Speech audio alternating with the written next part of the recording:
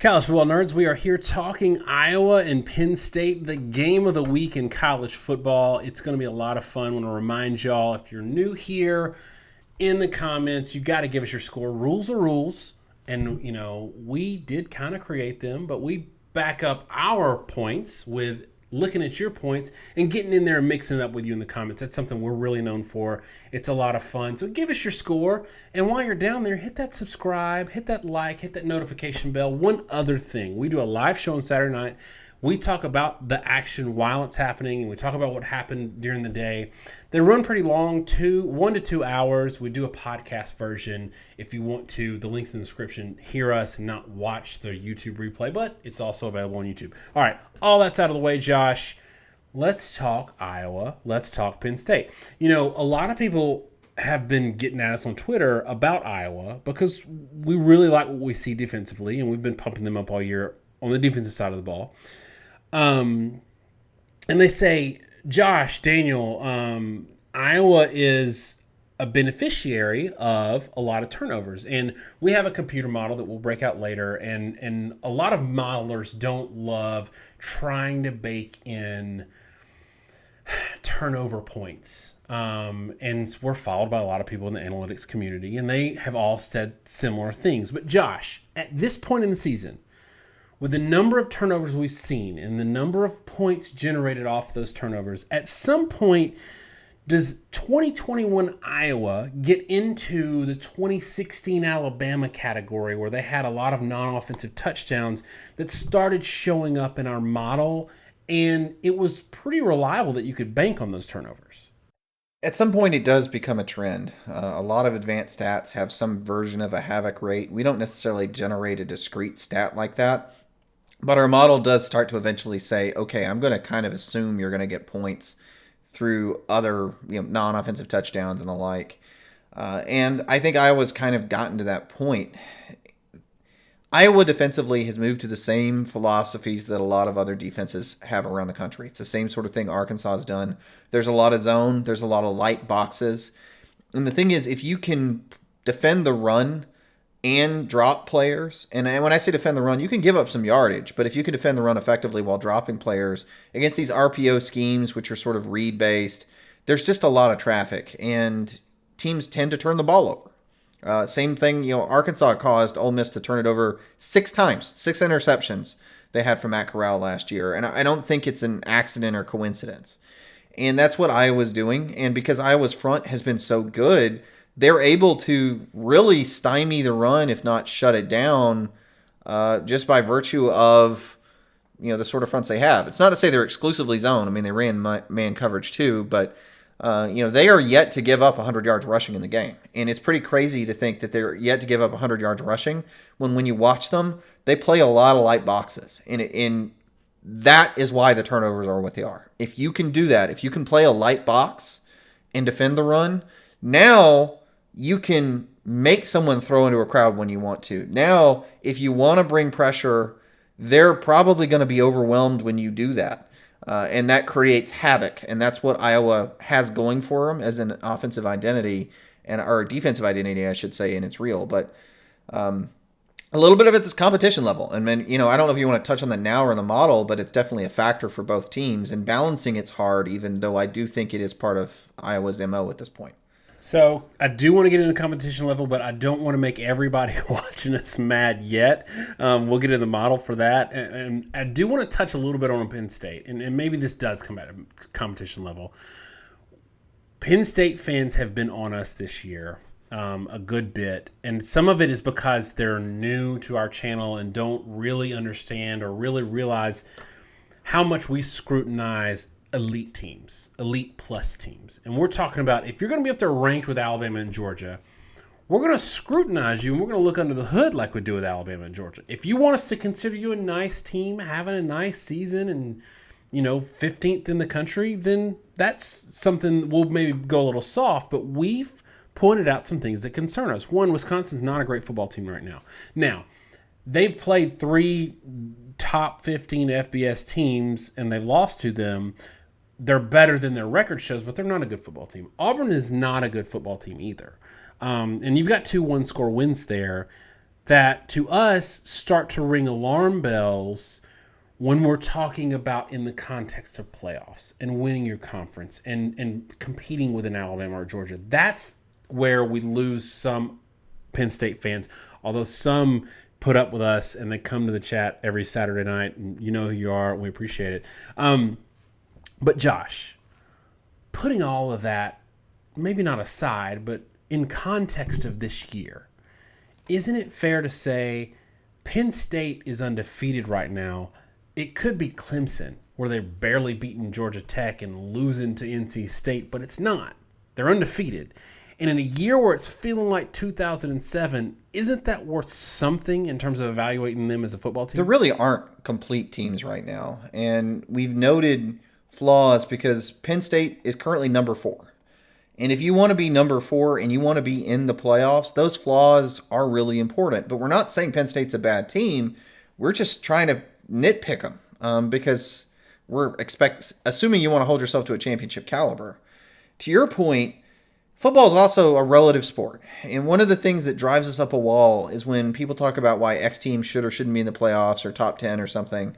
And then they'll say, well, but this team got in the playoffs this year. And why did this team get in the playoffs in 2017 when this other team didn't get in 2016? Every year's different.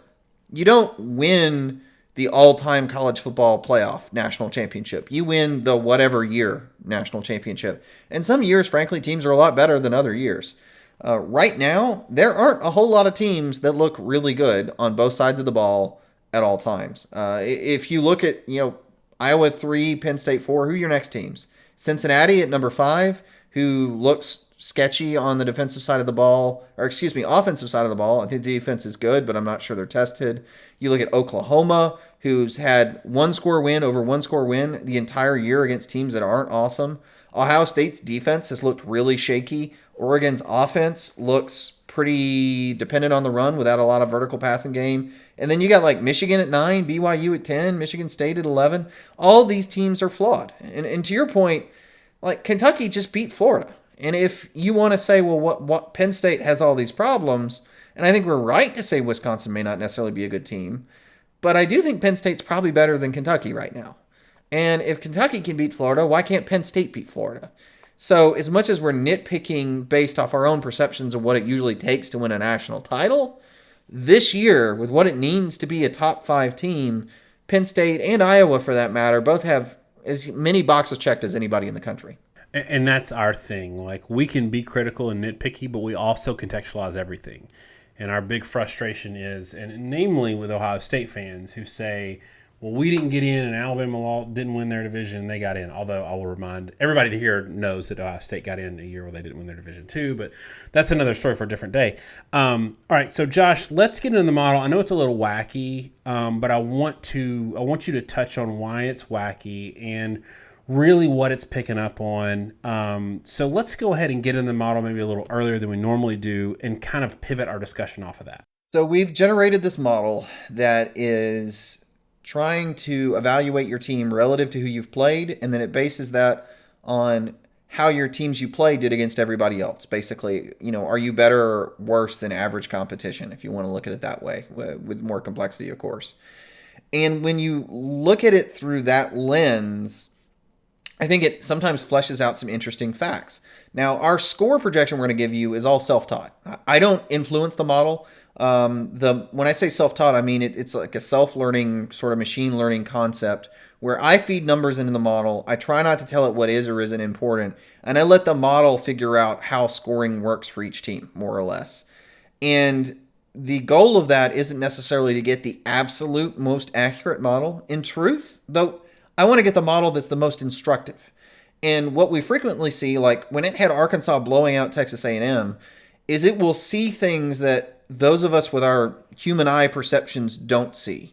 And it'll pick up on trends because it doesn't care what the name brand is. I don't feed it like recruiting rankings. It just cares about on-field performance, and it sees things we don't see. So it's kind of something to keep us honest as much as anything. And I'll tell you, it favors Iowa, despite the fact that it doesn't favor Iowa. And what I mean by that is, defensively, these teams, it feels like they're both around 85% in opponent passing averages. That's an interesting thing because That's good, not elite. I think we'll touch on that in a minute, why that is. Iowa has an awesome run defense, 60% of opponent pass rushing averages. Penn State, again, good, not elite, 85% of opponent rushing averages. And in that context, even though Penn State has better offensive numbers and stats than Iowa, the defensive advantages it sees in Iowa basically balance out pretty well. And it sees both teams being about 4.2, 4.5 yards per play. Now, those are not great numbers. Anything below 4 yards per play is going to usually be pretty anemic.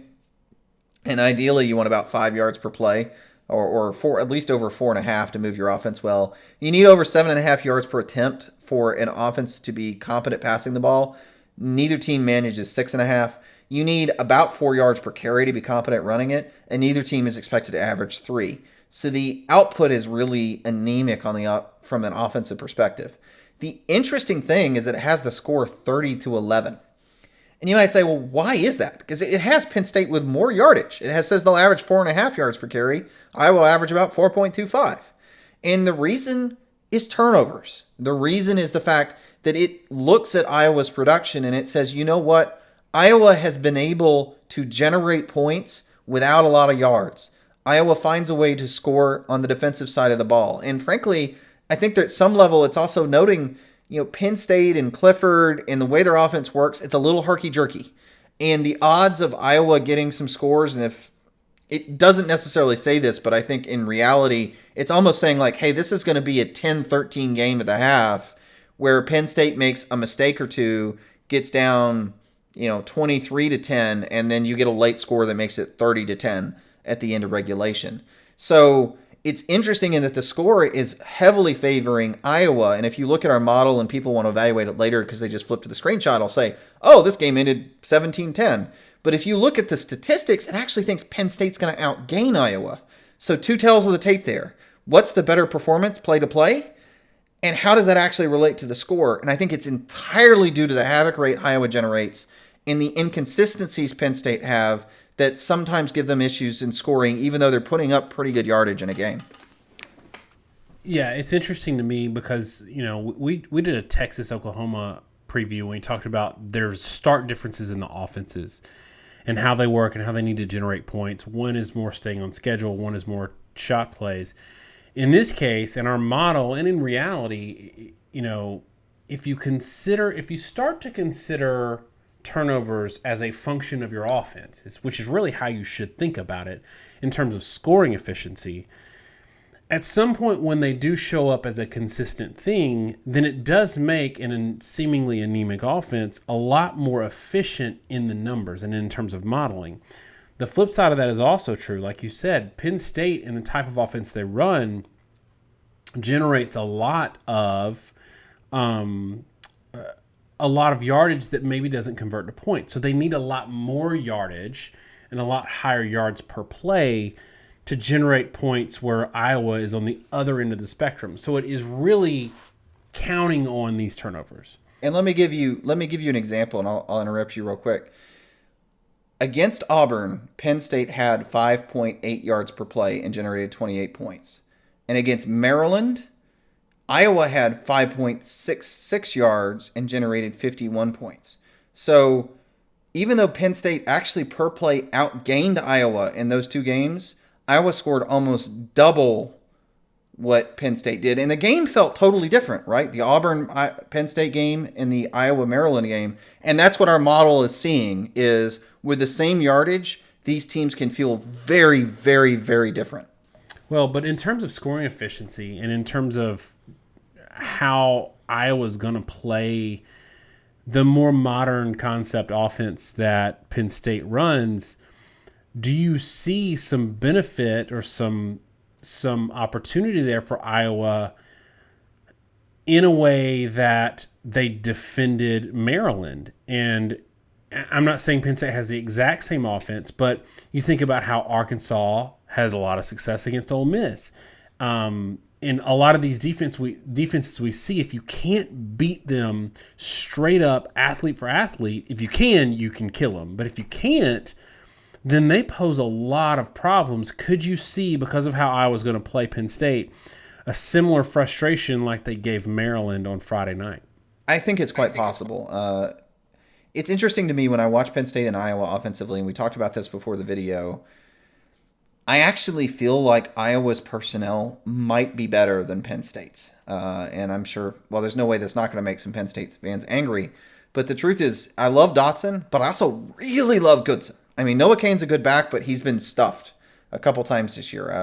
I'm trying to think through the games in play, but looking at Cain, 2 yards per carry, 2.3 yards per carry, 2 yards per carry.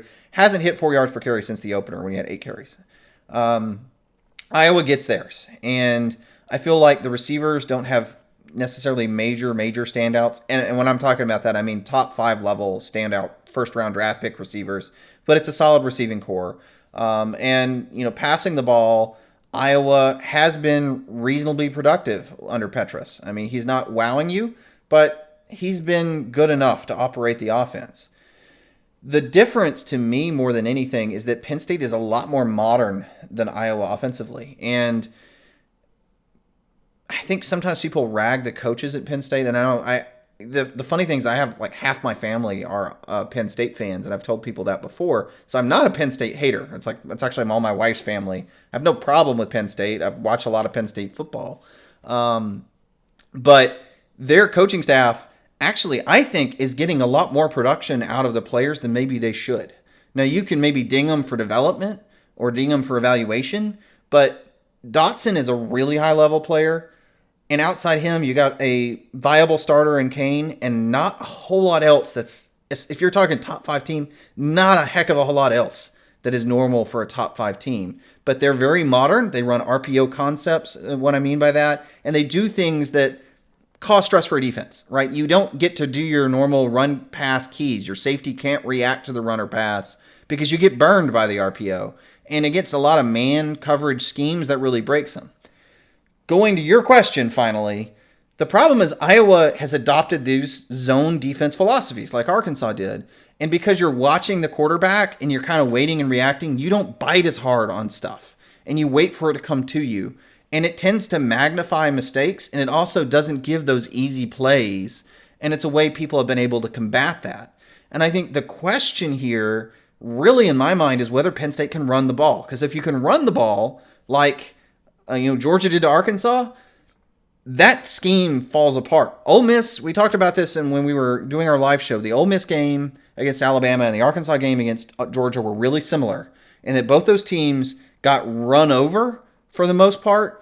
And that whole drop defense thing that looked like it was taking hold and working really well, the problem is you got a light box. And because you got a light box, you can get destroyed if the other team's running for 6 or 7 yards of carry. Iowa's front hasn't let a team do that. But if they can manage it against Penn State and drop guys, all those modern concepts turn into turnovers. If they can't do it and the safety does have to walk down, now stuff starts to break and Penn State starts to score. And I think that's really the inflection point of the game in my view. I think Iowa's going to get theirs. Now I'll say they're a lot more traditional. I think that makes them a lot easier to defend. And that I think if they ran Penn State's scheme, they might actually be a lot more successful because of that. It magnifies the defense's effectiveness. But to me, this game really comes down to whether or not Penn State can run the ball, and their ability to do so is going to determine whether or not they can actually generate points, almost regardless of the number of yardage they put up. Yeah, and right now, in terms of my pick, I'm going to say they can't. And one of the things we haven't talked about yet is Kinnick. And this is, for all of the accolades that we rightly and justifiably gave Beaver Stadium, Kinnick is another one of those places that is just really hard to play, and it's probably worth 5 or 6 points. I think it's hugely underrated, and we're in SEC country. A lot of fans down here don't know about it. They should. And I think that's going to make things hard for Penn State, where they had the advantage against Auburn of playing at home. They are on the flip side here and going on the road. I don't think they're going to be able to run the ball against Iowa. And I'm not sold on Clifford being a guy, although he's put up pretty good numbers in terms of yards per attempt. I'm not sold on him being as efficient as he's going to need to be, especially in the red zone, to convert the points that he's going to need. So give me Iowa 24, Penn State 17, and then tell me what you got. I have Iowa 23-13. I'll just lead off with that. And it goes back to some things I've been talking about a lot. And I know I've drawn a lot of Penn State ire the past couple years. And I know fans are going to want to say this, but I haven't necessarily been wrong. I have thought that Penn State has been a top 15 team, but they keep wanting to creep into this top 5 realm. And I start to say, look, this is not the 7th or 8th best team in the country. It makes people mad, and then they drop a game, or it becomes obvious that they're more like a team between 10 and 20. Honestly, right now, I think that's still the case. The problem with Penn State, with all their wins, I say a passing game to be competent needs to have 7.5 yards per attempt. That's about the mark for a competent, and when I say competent, I mean functional passing game.